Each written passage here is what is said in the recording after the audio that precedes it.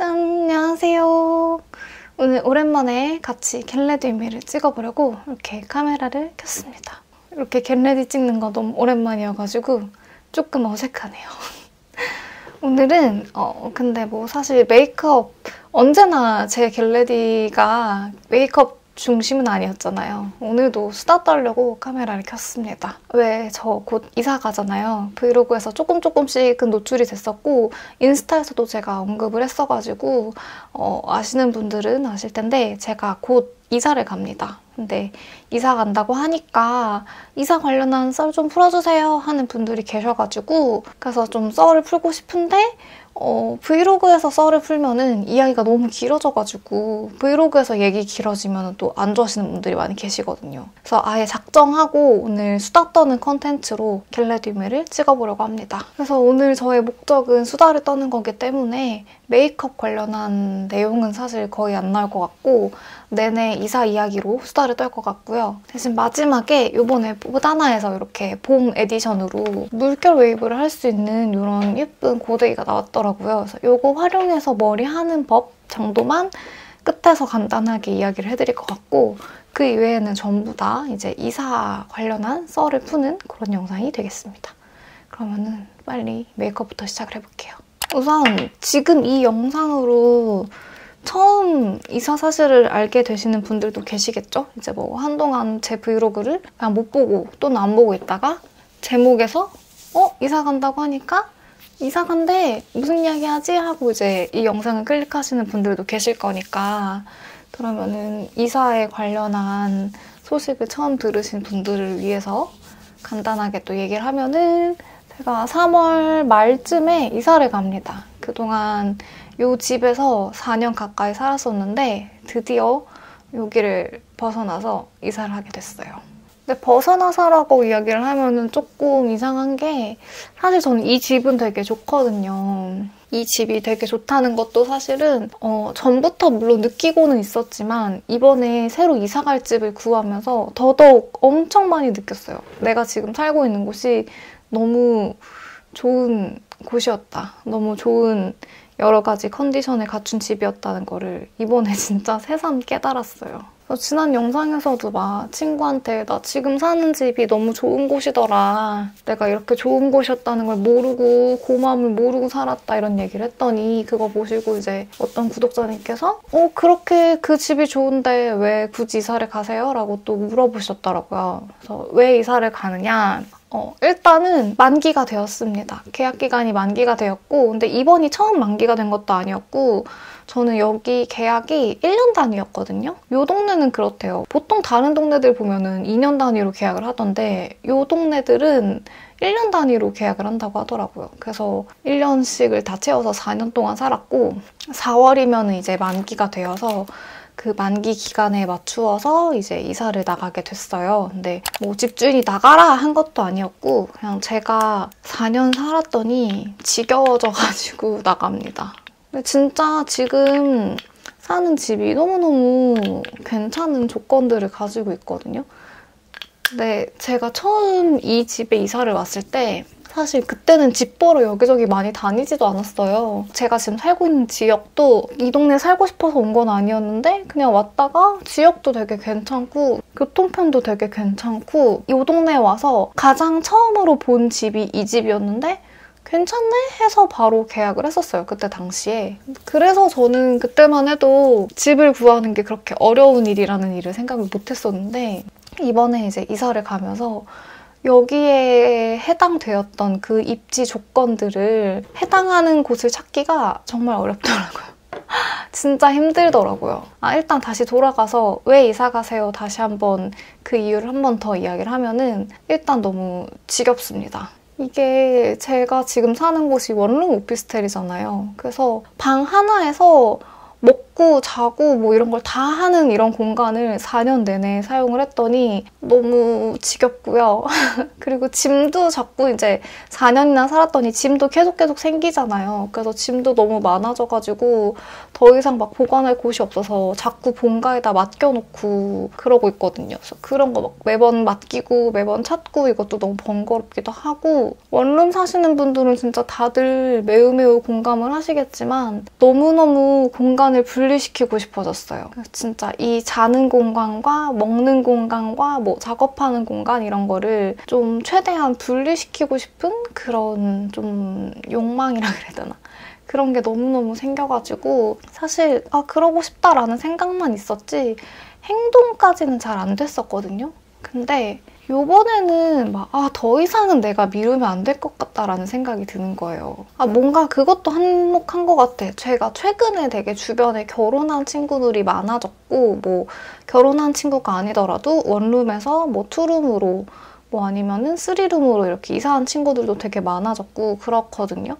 그래서 그런 이사한 친구들의 집을 가서 그렇게 공간 분리가 딱딱 되어 있고 자신의 취향대로 막 인테리어 되어 있고 이런 집들을 보다 보니까 너무 부럽고, 와 진짜 이게 사람 사는 집이지 이런 느낌이 막 드는 거예요. 그래서 그런 것들을 진짜 견물생심이라고 그런 것들을 직접 눈으로 보다 보니까 좀 더 그런 욕구가 더 많이 커졌던 것 같고, 그러다 보니까 이제 만기도 점점 다가오고 하면서 한번 알아볼까? 이게 또 알아보다 보니까 또 너무 여기 꽂힌 거지. 이제 한번 알아보다 보니까 안 옮길 수가 없게 돼버린 거예요. 무조건 이사를 가야겠다 하는 정도의 그건 아니었는데 집을 알아보다 보니까 너무 이사가 하고 싶어져가지고 그렇게 이사가 결정되었습니다.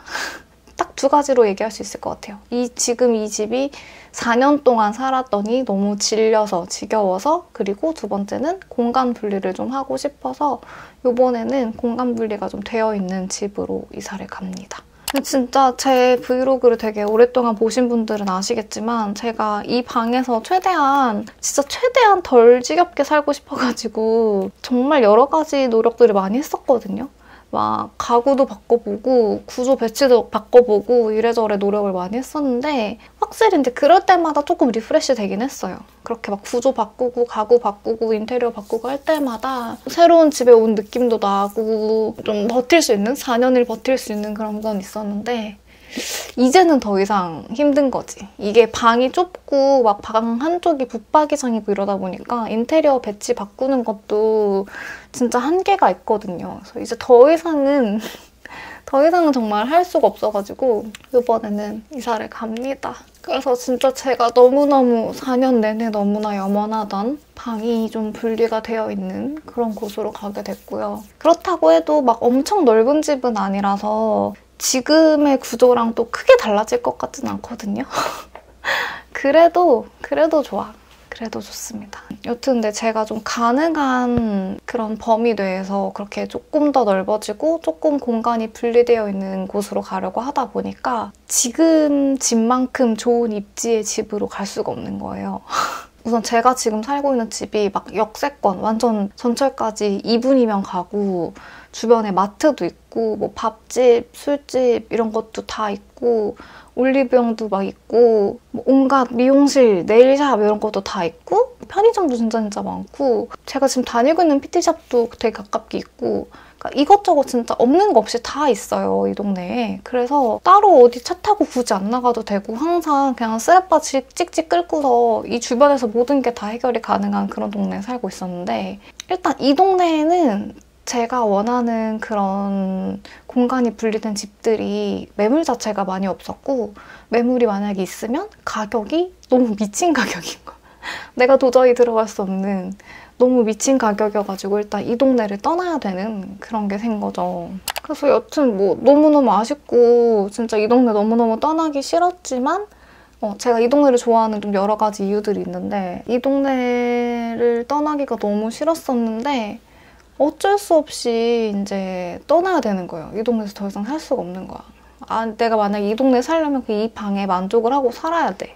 근데 나는 이 방에 만족을 할 수가 없고, 그러니까 동네냐 방이냐를 막 고민을 하다가 결론적으로는 방을 선택하자 하면서 이제 이사를 결심을 한 건데 이제 다른 동네 막 돌아다니면서 보니까 더더욱 이 동네가 너무 좋은 거예요. 이 동네도 너무 좋고 이 방의 컨디션도 너무 좋고 그리고 막 다른 집들 알아보다 보니까 저희 집이 되게 주방은 되게 좁은데 화장실이 되게 넓게 빠진 편이거든요. 근데 막 찾아보면은 화장실이 막 되게 다들 좁게 나온 데도 엄청 많고 이래저래 좀 정말 마음에 꽉 차는 그런 집들이 잘 없긴 하더라고요. 사실 지금 이사 가기로 한 집도 화장실이 되게 좁아져요. 지금 사는 집보다 집 자체는 넓어지는데 화장실은 거기가 더 좁은 것 같아. 아무튼 그래서 그런 게 좀 마음에 안 들기는 하지만 여러 가지를 정말 포기를 하고 뭐 전철역에서도 좀 더 멀어지고 회사에서 출퇴근하는 것도 좀 더 불편해지고 막 이런 단점들이 있지만 여튼 이사를 합니다. 그래서 중간엔 진짜 나 이대로 그냥 여기 살아야 되나? 그런 생각이 들 정도로 진짜 너무너무 집 구하기가 힘들었는데 어떻게 그나마 좀 운이 좋게 이 정도면 내가 감수할 수 있겠다. 이 정도면 내가 괜찮게 살 수 있을 것 같다 하는 그런 것들이 생겨가지고 그런 곳에 계약을 했습니다. 처음에는 일단 가계약을 먼저 했다가 가계약 후에 이제 서로 이사 날짜 조율이랑 이런 거 좀 조율하느라고 시간이 좀 걸려서 진짜 계약은 가계약하고 나서 거의 한 2, 3주? 그래서 한 달 정도 지나서 계약을 한 것 같아요. 근데 진짜 이사 준비하면서 돈 나갈 게 너무 많은 거예요. 진짜 큰일 났어. 저는 처음에 이제 이사 생각할 때는 너무 가볍게 생각을 해가지고 그냥 집 비용만 이제 나가는 걸 생각을 했었는데 이사 비용이 많이 든다는 거를 많이 잊고 있었던 거죠. 근데 생각해보니까 이사 비용 나가야 될 게 너무 많아요. 일단 정말 단순하게 이삿짐 이제 용달해서 갈 건데 그 이삿짐 비용이랑 공인중개사 수수료 이제 집 계약할 때 내는 수수료 그 다음에 이제 거기는 지금 집보다 좀 더 넓어지고 좀 더 공간이 분리되어 있다 보니까 그런 가구들도 구매를 해야 되고 그리고 입주 청소 왜 이렇게 비싸요? 와 진짜 되게 비싸더라. 근데 돈도 돈인데 그게 비싼 돈을 주고서라도 뭔가 만족스러우면 다행인데 입주 청소 후기를 찾다 보면은 진짜 너무 대충 해놓고 간다 이런 후기들이 너무 많아가지고 걱정이 되는 거예요. 비싼 돈 주고 맡겼는데 나중에 봤더니 마음에 안 들까 봐. 그래서 지금 몇 날 며칠 입주 청소 만족스러운 곳을 찾으려고 막 후기도 찾아보고 근데 후기가 좋은 곳들은 또 금세 이미 마감이 되어 있더라고요. 너무 알아봐야 되는 것도 많고 돈 쓸 것도 많고 진짜 이사 한 번 하다가 수명 다 깎이겠어. 너무 힘들어요. 그리고 진짜 알아보고 이러다가 진짜 정말 가장 스트레스 받았던 거는 전세 대출. 그러니까 집 구하는 걸로 일단 스트레스가 끝난 줄 알았으나 거기에서 이제 나를 다시 한번 괴롭히게 되는 게 대출. 물론 그게 지금 대출을 스트레스는 아직 끝나진 않았어요. 왜냐면은 지금 심사를 넣은 상태고 심사가 완전하게 오케이 된 게 아니어가지고 아직 마음을 조금 줄이고 있는 상태이긴 한데 이게 제가 살면서 처음으로 뭔가 그렇게 큰 돈을 그러니까 쓴다고 표현하면 좀 이상하지만 어쨌든 그렇게 제 통장에서 왔다 갔다 하는 그런 돈 중에서 가장 큰 돈이다 보니까 당연히 너무 신경이 쓰이고 너무 걱정되고 예민해지고 그러더라고요. 근데 나 지금 쿠션 너무 많이 찍었다. 괜찮네 근데. 얘기하다가 너무 쿠션이 쿵 눌러가지고 당황했는데 괜찮네요. 여튼 그래서 지금 전세 대출 받는 거 중에 제가 하나 에피소드가 생긴 게 뭐냐면 제가 그 전세 대출 받는 거를 원래는 이제 은행 가서 대출 심사 받고 막 이렇게 해야 되잖아요. 근데 그렇게 하려면은 은행은 또 평일 낮에밖에 운영을 안 하니까 대출 받기 위해서 연차를 내거나 뭐 반차를 내거나 이렇게 해야 된단 말이죠. 근데 그렇게 연차를 내기가 싫은 거예요. 내 소중한 연차를. 근데 이제 부동산에서 집 구해보신 분들은 아시겠지만 부동산에서 대출 상담사를 연결을 해주세요. 그러면은 그 대출 상담사분들은 이제 은행에 연계되어 있는 은행에 소속되어 있는 대출 상담사분들인데 그분들이 이제 저랑 전화로 이렇게 얘기를 하면서 뭐 내가 받을 수 있는 대출은 어떤 거고 그 집에 대출이 얼마까지 나올 수 있다.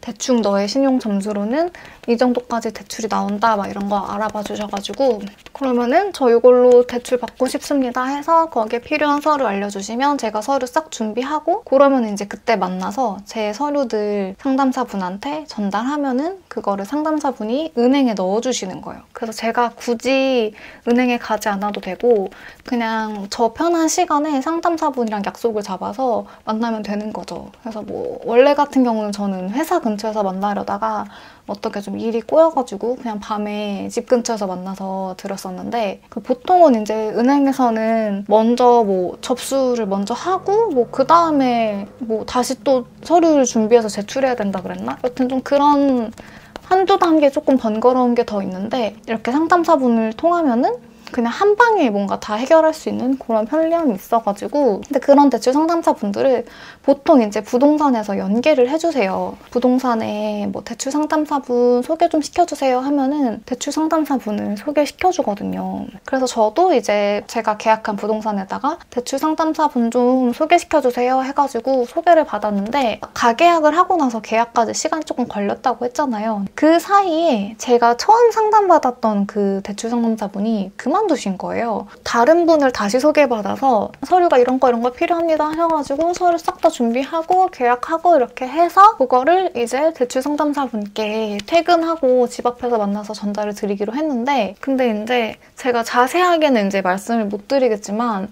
그렇게 커뮤니케이션을 하는 와중에 조금 이상한 부분들이 생겼어요. 그래서 뭐지? 좀 이 사람 믿어도 되나? 이 영상을 보시진 않겠지만 어쨌든 뭔가 이 사람 믿어도 괜찮은 걸까? 뭔가 이런 살짝 그런 포인트들이 몇 군데가 생겼었는데 근데 그 대출 상담사라는 그 분들은 항상 명함에 등록번호가 나와 있어요. 그래서 그거를 대출 상담사 조회라고 치면은 그거를 조회해 볼 수 있는 사이트가 뜨거든요. 그리고 그게 명함에도 적혀 있어요. 명함에도 여기에서 조회할 수 있다라고 그 주소랑 이제 등록번호가 적혀 있는데 그 직군을 부르는 이름이 있었는데 그게 법적으로 등록이 되어 있어야 된대요. 그 전국 은행연합회 이런 데 그분들이 등록이 되어 있어가지고 그 등록이 되어 있는 분들만 그렇게 대출을 은행과 이 개인을 연결해서 해줄 수가 있다는 거예요. 그래서 만약에 이거를 검색을 해봤는데 이 사람이 안 나오면 이 사람은 은행 소속이 아닌 거고 그러면은 사기일 가능성이 있는 거죠. 왜냐면은 이제 나는 이 사람한테 내 모든 개인정보나 이런 걸 다 넘기는 거니까 이 사람이 내 개인정보로 어떻게 할지 모르는 거잖아요. 나는 이 사람이 은행 소속이라는 걸 믿고서 이 내 개인정보를 넘기는 건데 그래서 명함에 나와 있는 그 주소로 들어가서 그 등록번호를 딱 검색을 했는데 안 나오는 거야. 내가 근데 방금 그랬잖아요. 아까 그 전에 나 이 사람한테 맡겨도 괜찮은 거 맞나? 막 이런 포인트들이 조금 있었다고. 근데 그런 포인트들이 있는 상태에서 조회를 했는데 안 나와. 조회 결과가 없대. 그래서 왜 없어? 하고서 막 네이버에 쳐봤어요. 조회 결과가 없는 게 무슨 뜻인가? 근데 막 사람들이 이거 보이스피싱일 수도 있다. 막 이런 글들이 써있고 그러니까 그때 너무 막 멘탈이 붕괴가 오는 거예요. 나는 지금 이 사람을 믿고 계약서를 썼고 계약서 썼다는 거는 이제 계약금이 이미 들어갔다는 거잖아요. 계약금이 이미 들어가서 나는 대출이 안 나오면 큰일 나는 사람이야. 하필이면 또 저희 집주인이 좀 까다로워가지고 원래 전세 계약을 하면은 보통 특약사항에다가 대출이 안 나올 시에는 계약금을 반환해준다 이런 특약들을 많이 넣으시는데 저도 그 특약을 넣으려고 했는데 집주인이 본인이 예전에 그런 것 때문에 피해를 본 적이 있어서 절대 안 넣고 싶다 이렇게 하셔가지고 저는 집 문제 때문에 안 나오는 게 문제인 거고 제 신용상에는 문제가 없으니까 그런 것 때문에 이제 했는데 은행이나 뭐 이렇게 저렇게 법적으로 알아봤을 때 집에도 문제 없고 내 신용에도 문제가 없으니까 나오겠지 하고서 그냥 그 특약 안 해주신다고 한 거 감수하고 계약을 했거든요. 왜냐면 여기저기 집 보러 다녔을 때 여기만큼 마음에 드는 집이 없었어가지고 그래서 조금 불안하지만 감수를 하고 그냥 그 특약사항 없이 계약을 했는데 근데 이 대출 상담사가 가짜면? 그래서 나 대출 안 나오면 어떡해? 그러면은 이제 내 계약금은 어떡해? 이러면서 이제 완전 멘붕 상태가 된 거죠. 근데 그때가 한 5시 막 50 몇 분이었어요. 6시 직전이었고 저는 8시에 이제 그 대출 상담사분을 만나기로 한 그런 상태였고 그러니까 시간이 정말 얼마 안 남았잖아요. 어떡하지? 막 이 생각이 드는 거예요. 근데 이제 이게 거기다가 한 번 더 괜히 한 번 더 의심에 그게 되는 게 중간에 그 원래 소개받았던 대출 상담사분이 그만두셨다 그랬잖아요. 그래서 새롭게 소개받았댔잖아요. 그러니까 이제 그러면 이 부동산에서도 이분을 안 지 얼마 안 됐을 텐데 그러니까 검증이 좀 안 되지 않았을까? 검증이 덜 되지 않았을까? 막 이런 생각이 막 들고 괜히 막 모든 게 다 너무 의심스러워지기 시작하면서 근데 그렇다고 내가 이 사람을 만나서 등록이 안 되어 있던데요? 라고 했을 때 이 사람이 진짜 사기꾼이면 나한테 어떻게든 막 이유를 얘기하고 나를 자기의 말이 맞다고 하겠지. 나는 그걸 믿어야 되는가? 막 이러면서 너무 걱정이 되는 거죠. 그래서 어떡하지 어떻게 하지 하다가 이제 근데 은행이 보통 4시인가 문을 닫으니까 저는 그 시간이 이제 5시 50 몇 분이라니까 은행에 확인할 방법도 없고 근데 나는 오늘 저녁에 이 사람을 만나기로 했고 약속을 미뤄야 되는 건가? 어떡하지? 막 이러면서 진짜 너무 막 고민을 하다가 혹시 몰라서 이제 은행 홈페이지를 가봤어요. 그래서 은행 홈페이지를 가봤는데 고객센터는 다행히 6시까지 하더라고요. 그래서 너무 잘 됐다, 너무 다행이다 이러면서 급하게 고객센터에다 전화를 했어요. 받는 거야. 그래서 이제 그 고객센터 분한테 얘기를 했어요. 이런 상황을. 전세 대출 받으려고 상담사분을 소개받았는데 그분이 주신 명함에 있는 등록번호를 조회했는데 안 나온다 하면서 이제 얘기를 했어요. 그랬더니 이제 그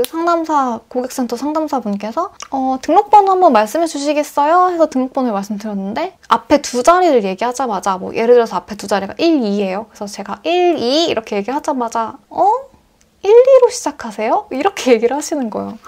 난 거기부터 무섭잖아.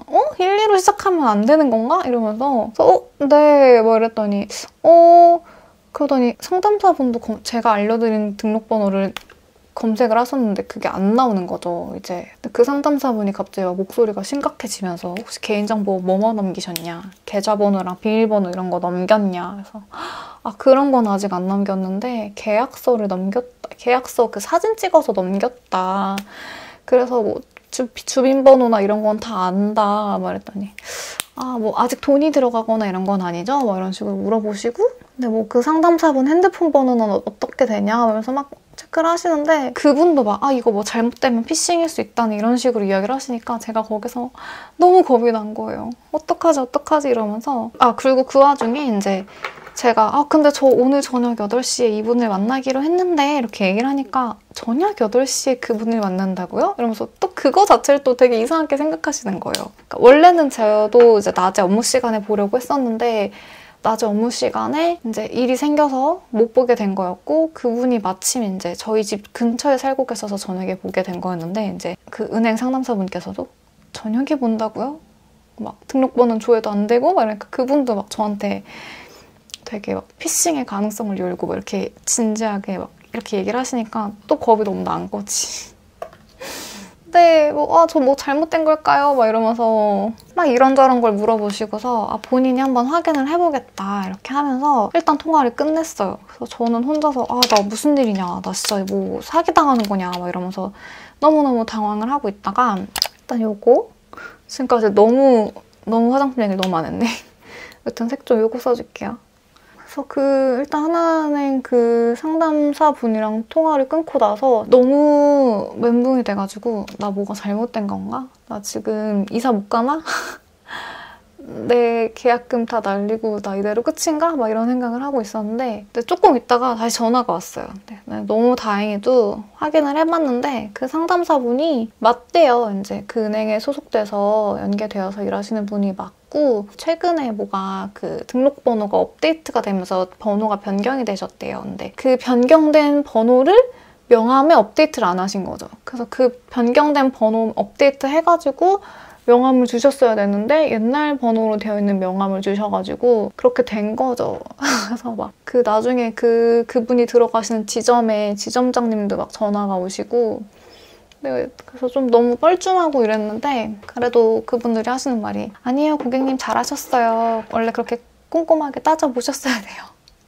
하시더라고요. 아무튼 좀 그런 해프닝이 있었습니다. 그래서 그날 이제 그 대출 상담사분 만났는데 저한테 죄송하다고. 근데 저처럼 그렇게 검색해본 사람이 처음이었대요. 근데 여러분 검색해보셔야 됩니다. 혹시나 이제 앞으로 대출 받으실 일이 있으신 분들 꼭 검색해보세요. 그 검색해보셔서 검색해보면 이력도 뜬대요. 뭐 그분이 만약에 뭔가 잘못한 게 있다면 불법을 했다던가 뭐가 잘못한 게 있으면은 그런 것도 이력이 뜬다고 하니까 그런 거 꼭 확인하셔가지고 대출 받으시길 바랍니다. 쓴돈인데 중요한 거 알아보고 해야지. 근데 나 배터리가 없다. 배터리 좀 갈고 다시 올게요. 배터리 갈고 왔습니다. 근데 배터리 갈면서 생각한 건데 너무 뒤죽박죽 이렇게 저렇게 얘기를 해가지고 보시는 분들 너무 정신없을 것 같네. 제가 요즘 정신 상태가 이래요.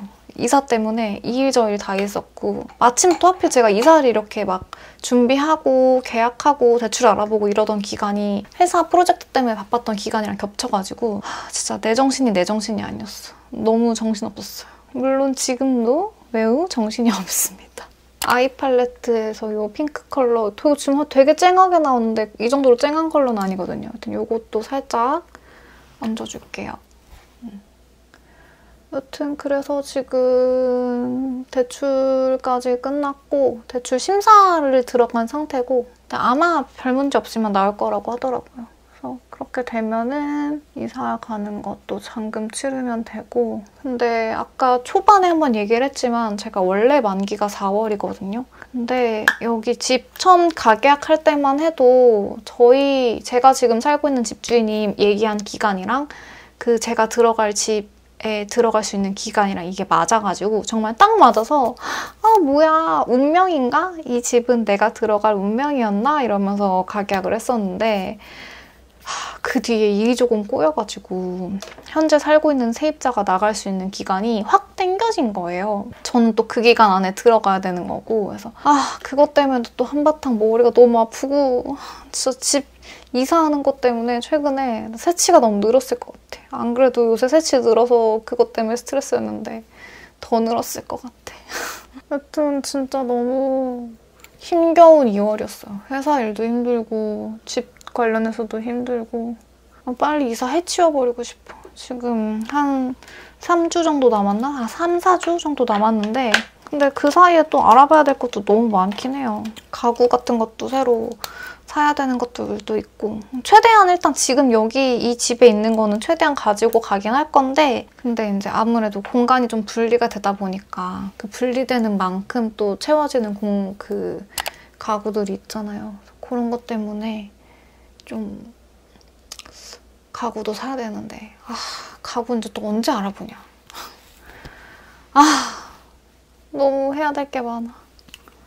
써야 될 돈도 많고.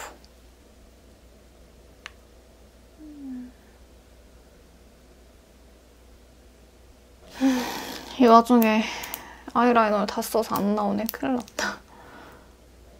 안 나와 어떡해. 대충 이렇게 그렸고 안 나오는 만큼 섀도우로 좀 풀어줘야겠다. 요거 아이 팔레트에서 요거 진한 컬러로 섀도우를 좀 해줄게요. 갑자기 근데 화면이 되게 밝아진 것 같은데? 기분 탓인가? 이렇게 아이라인까지 그려줬고요. 아무튼 가구도 사야 되고 또 제가 지금 이 집에 살면서 이 집은 원룸이라 너무 조그맣고 이래서 꾸미는 걸 사실 좀 포기하고 살았거든요. 그냥 최대한 실용적이고 깔끔하게만 하고 살자 하면서 살았었고 좀 이렇게 인테리어스러운 거는 많이 포기를 하고 살았는데 새로 이사가는 집은 뭐 많이 넓진 않지만 어쨌든 지금보다는 공간이 좀 생기잖아요. 그래서 지금보다는 조금 더 인테리어적으로 욕심을 조금 내보려고 합니다. 근데 사실 이사랑 동시에 딱 모든 걸 갖추고 모든 걸 예쁘게 꾸미고 시작하기에는 돈이 너무 많이 드니까 그거는 좀 힘들 것 같고 아마 차근차근 하나씩 채우지 않을까 싶은데 아무튼 그것 뭔가 채우면서도 또 영상으로도 보여드리고 할게요. 근데 이거 메이크업 얘기 이런 거 잘 안 하기로 했지만 이거 하나만 말씀드리면 진짜 제가 요즘에 한 달 됐나? 한 달 좀 넘었나? 그 인스타에서는 얘기를 했었는데 벤튼 아이래쉬 세럼 뽐니가 그거 바르고 속눈썹이 엄청 길어진 거예요. 그래서 그거 보고서 저도 시작했거든요. 따라했거든요. 근데 오 진짜 엄청 길어졌어. 아 엄청까진 아닌데 확실히 그 뷰러에 딱 찝고 나서 남아요. 찝고 남는 게 많아졌어. 남는 양이. 아무튼 마음에 듭니다. 진짜 효과 있어요. 그래서 주변에도 엄청 영업하고 다녔고 근데 이야기 듣기로는 바르다가 또 안 바르면은 다시 그 효과 봤던 게 없어진다고 하더라고요. 그래서 저 꾸준히 바르려고 2개 더 쟁여놨어요. 꾸준히 긴 속눈썹 유지하고 싶어가지고. 저는 원래도 막 속눈썹이 그렇게 짧거나 숱이 없거나 이런 편은 아니었는데 뭔가 더 길어지니까 더 좋더라고요. 짠! 이렇게 마스카라 해줬고 아 그리고 제가 집 알아보면서 이 집의 소중함을 되게 많이 알았다고 했잖아요. 네, 이 집이 제가 살고 있는 오피스텔이 좀 되게 큰 오피스텔이어서 고층이고 이 방의 향도 남향이고요. 앞에 건물이랑 거리가 꽤 있어가지고 채광도 되게 좋고 환기도 되게 잘 되고 진짜 여러모로 너무 그런 조건들이 다 좋았던 거예요. 근데 저는 진짜 채광 되게 중요시하는 편이거든요. 제가 주말에 좀 늦게 일어나거나 이렇게 방에 누워있을 때 낮에 햇빛이 싹 들어오면은 그게 그렇게 기분이 좋아요. 그렇게 사람이 행복해질 수가 없단 말이야. 집 알아보면서 다니는 건데 왜 이렇게 집을 다들 따닥따닥 짓는 건지 막 남향이어도 바로 앞에 건물이 있어서 아무런 소용이 없고요. 남향인 집 찾기가 사실 되게 힘들었고 그게 제가 정해진 예산 안에서 집을 봐서 그런 건지 뭔지 모르겠는데 진짜 채광 좋은 집 찾기가 너무 어렵더라고요. 벽뷰, 창을 열면 벽뷰. 저는 또 뷰를 또 중요시하는 사람이라서 채광도 좋아야 되고 앞에 건물이나 이런 게 막혀있지 않고 좀 이렇게 좀 멀리 좀 볼 수 있는 그런 뷰였으면 좋겠고 이런 것들이 다 있는 거죠. 근데 그런 거 만족하는 거 찾으려니까 내가 돈을 많이 벌어야겠더라고. 아무튼 지금 이사가는 집은 그 뷰를 보여드리면 집 위치가 어딘지 노출되기가 너무 쉬워가지고 딱 명확하게 뷰를 보여드리기는 아마 어렵겠지만 뷰가 되게 좋은, 그러니까 되게 좋고까지는 아니어도 뷰가 좀 괜찮은 그런 집으로 가거든요. 확실히 집은 많이 보러 다니는 게 좋은 것 같아요. 좀 여기저기 많이 다녀봐야 좋은 집도 알고 그리고 확실히 자기 기준을 딱 세워놔야 돼. 저는 집 볼 때 기준이 진짜 명확했거든요. 일단 저는 차가 없고 출퇴근을 해야 되는 직장인이기 때문에 전철을 타고 출퇴근을 할 수 있는 곳이어야 할 것. 채광이 좋아야 되고 너무 으슥한 곳에 있지 않아야 할 것. 주변에 뭐 편의점이나 이런 편의시설이 있어야 되고 그리고 경비해주시는 분이 있는 그런 오피스텔이어야 할 것. 저는 겁이 너무 많은 사람이기 때문에 여튼 그런 좀 몇 가지 절대 포기할 수 없는 그런 조건들이 있었는데 다행히 그런 것들을 충족하는 곳으로 구했습니다. 운 좋게 가격도 막 그렇게 다른 데에 비해서 그렇게 높지 않은?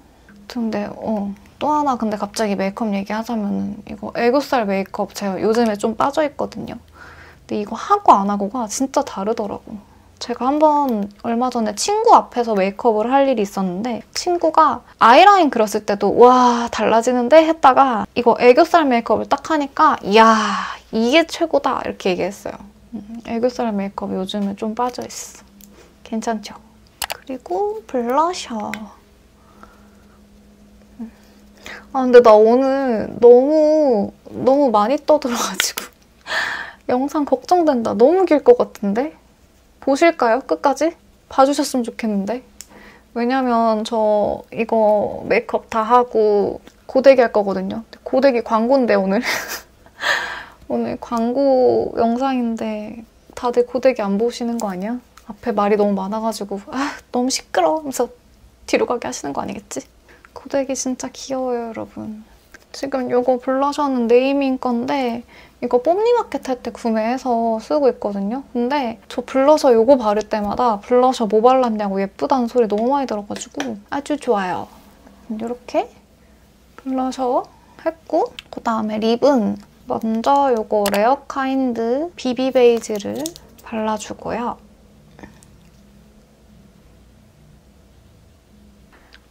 이제 곧 봄이 오잖아요. 나름 봄에 맞는 메이크업을 하고 있는 겁니다. 봄에 맞는 색감으로. 이렇게 발라주고 이거 보통 베이스 립으로 이렇게 깔거든요. 이거 다음에 이거는 문샷에서 보내주셨는데 문샷 틴트 핏 샤인 501번으로 여기 안쪽에 이렇게 얹어주면은 예쁘죠? 색감도 예쁘고 촉촉해 보이고 너무 예뻐. 짠! 이렇게 하면은 메이크업은 끝났습니다.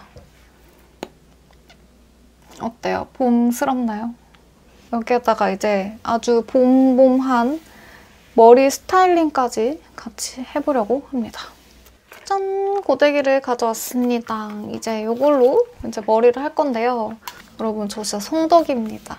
제가 너무너무 좋아하는 보다나와 협업을 하게 되었어요. 근데 보다나 제품은 제가 평소에도 워낙 잘 사용을 했었고 그리고 제 유튜브 채널도 보다나 덕을 좀 봤던 사람으로서 안 할 수 없지 하면서 이제 받았는데 이거는 보다나 트리플 플로우 물결 고데기 40ml짜리고요. 이 컬러가 이번에 2022년 봄을 맞이해서 새롭게 나온 스프링 에디션 컬러래요. 옐로우 튤립을 연상시키는 그런 컬러로 이번에 나왔다고 합니다. 그냥 이렇게 머리카락을 쿡 찝어주면은 이 모양대로 물결이 나오는 그런 고데기예요. 40ml짜리 봄고데기 2개가 이렇게 안쪽에 반쪽씩 있어가지고 이 안에 머리카락을 딱 넣고 찝으면은 이렇게 S라인, 물결이 생기는 그런 고데기인 거죠. 그래서 봄고데기 같은 경우에는 좀 하기 어려워하시는 분들도 많은데 그냥 이렇게 딱 찝어주기만 하면 되니까 아마 사용하시는 분들이 다 되게 편하게 사용하시지 않을까 싶거든요. 오늘 한번 이걸로 스타일링을 해보도록 하겠습니다. 우선 이거는 여기 전원 버튼을 이렇게 꾹 누르면은 켜지고요. 한 번씩 더 누르면은 여기 이렇게 온도가 변화가 돼요. 저는 이 정도로 이제 온도를 놔두고 180도에서 한번 해보겠습니다. 고데기는 이제 봄고데기 할 때도 그렇지만 섹션을 잘 나눠주는 게 제일 중요하거든요. 특히나 지금 하는 물결 고데기는 섹션을 이렇게 세로가 아니고 가로로 진짜 잘 나눠주셔야 돼요. 왜냐면 가로로 이렇게 머리를 찝기 때문에 예를 들면 이렇게 이 정수리부터 귀 옆에 머리가 하나의 섹션으로 이렇게 잡히면은 물결을 찝기가 되게 애매해요. 찝어도 예쁘게 컬이 안 나오고 그래서 물결 고데기는 특히나 이 가로 섹션을 잘 나눠주시는 거를 주의해 주셔야 됩니다. 저는 언제나처럼 귀 위에서 한번 가로 섹션을 이렇게 나눠주고요. 물결 고데기를 하면은 저는 머리가 특히 길어가지고 좀 전반적으로 되게 히피펌스러운 느낌이 많이 나더라고요. 근데 은근 깜찍해가지고 저 말고 머리가 깜찍해가지고 봄에 특히 하면 너무 잘 어울 머리여서 원피스 같은 거 입을 때 하고 싶을 것 같아요. 아무튼 좀 여기 되게 금방 가열이 돼가지고 이렇게 된 거를 섹션을 좀 조금씩 나눌수록 고데기는 늘 잘 되거든요. 그래서 이렇게 나눠준 섹션을 한 번 더 나눠서 머리카락을 이 안쪽에 넣어줘요. 그 다음에 콕 찝습니다. 그래서 이 상태로 한 5초 정도 있다가 떼고 보면은 여기 이렇게 물결이 생겨있죠. 그 이 밑에다가 또 맞춰서 이렇게 찝는 거야. 그 다음에 물결은 원래 열이 식으면서 머리가 또 되는 거기 때문에 잡아 당기지 않고 이렇게 좀 접어줘요, 머리를. 물결 모양대로 접어서 좀 고정을 해주고 또 그 밑에 바로 섹션 가서 또 이렇게 해서 또 접어주고 이런 식으로 머리를 해줍니다. 그러면 이렇게 귀여운 물결 머리가 생겨요. 귀엽죠? 머리가 기신 분들은 아마 저처럼 좀 여러 번 찝어야 될 거고 짧으신 분들은 2~3번이면 되지 않을까 싶어요. 한 번 더 이렇게 쿡 찝고 5초 정도 있다가 내려가서 찝고 위에 애들 이렇게 접어주고 이렇게 보여요? 잘 보이나? 하고 또 이렇게 접어주고 살짝 접어주는 게 포인트야. 그래야지 물결이 잘 먹거든요. 그래서 이렇게 하면은 너무 귀엽죠? 이렇게 해서 이 옆에도 똑같이 이게 빨리 하고 싶어서 섹션을 너무 많이 넣어서 하면은 머리가 다 뭉개지고 컬이 예쁘게 안 돼요. 그 예쁘게 안 되는 것뿐만 아니라 아마 잘 안 먹을 거야. 그래서 그렇지 않도록 잘 해주셔야 됩니다. 5초 누르고 가서 또 5초 누르고 위에 거 살짝 접어주고 그래서 또 위에 거 살짝 접어주고 이렇게 하다 보면은 너무 쉽게 물결 고데기가 됩니다. 왜 물결펌 만약에 그냥 일반 판고데기나 봉고데기를 하려면은 너무 힘들잖아요. 하나하나 꺾어줘야 되니까. 근데 이거는 하나하나 꺾어주지 않고 그냥 내가 꾹꾹 눌러주면 되니까 너무 편한 것 같아. 그래서 이렇게 그리고 뭔가 대충 해도 돼요. 대충 해도 돼서 너무 편한 것 같아. 그래서 이렇게 해주고 이거를 이제 머리 전체에다가 해주면 되거든요. 근데 방법이 너무 똑같아서 더 알려드릴 건 없고 제가 아까 말했듯이 섹션만 잘 나눠서 해주면 됩니다. 너무 쉬워서 이건 알려드릴 게 없어. 봉고데기는 제가 뭐 꿀팁이라고 알려드릴 게 그래도 좀 있었는데 이거는 그냥 진짜 판고데기 있는 거 쿡쿡 찍으면 돼가지고 제가 알려드릴 꿀팁이 많이 없네요. 섹션 잘 나누라는 말씀 드리는 것밖에는. 이게 가만히 이렇게 찍고서 5초 동안 기다려야 되고 해서 좀 모발 손상 이런 거 걱정하시는 분들도 많을 텐데 그래도 이게 세라믹 코팅이 되어 있는 열판이어가지고 손상을 좀 최소화했다고 하더라고요. 이렇게. 아, 너무 귀엽다. 이렇게 하고 저는 앞머리가 이렇게 옆에 쪽에 있는데 요거를 또 물결에 싹 잡아주면은 되게 귀여워요. 내가 귀엽다는 게 아니고 앞머리가. 이것도 싹 잡고 이렇게 해줍니다. 이렇게. 이 앞머리를 이렇게 꾸불꾸불하게 함으로써 히피스러움이 딱 완성되는 것 같아. 이렇게.